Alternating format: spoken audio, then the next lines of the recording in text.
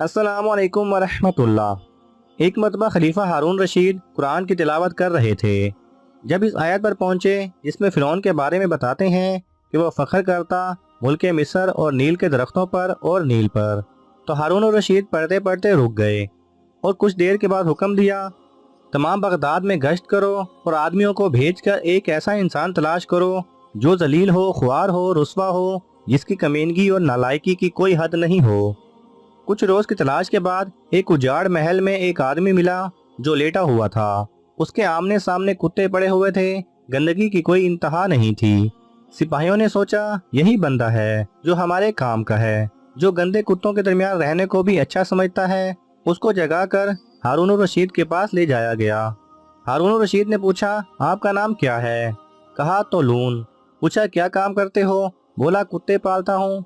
हारून रशीद ने कहा, मैं तुमको किस मकाम का अमीर बनाकर भेज दूं, बशर्ते ये कि तुम अपना काम ईमानदारी से करो और लोगों की खिदमत में दिन रात लगे रहो। तोलून ने कहा कि अगर अमीरुल मोमिनीन मुझे इस लायक समझ रहे हैं तो मैं हाजिर हूँ। हारून ने हुक्म दिया कि इसको मिस्र का तख्त दिया जाए, इसकी तैयारी का सामान फराहम किया जाए। चुनाचे तोलून के लिए कीमती लिबास, नौकर चाकर और अच्छा सा घोड़ा फराहम कर दिया गया। दरबार वालों ने कहा, ए खलीफा, इस जैसे जलील इंसान को आपने वालिय मिस्र क्यों मुकर्रर किया? खलीफा ने कहा, फिरौन मलून को बड़ा नाज था।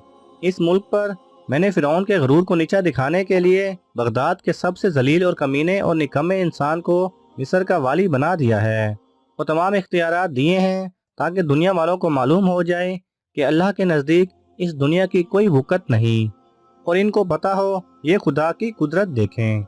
जब तोलून ने मिस्र की भागदौड़ संभाली तो उसने मिस्र में लोगों की फलाह बहबूद के लिए बहुत सारे काम कर दिखाए। शायद अल्लाह को भी मंजूर था कि फिरौन की रूह देख ले कि अल्लाह जिसको चाहे इज्जत दे, जिसको चाहे बेइज्जत करे।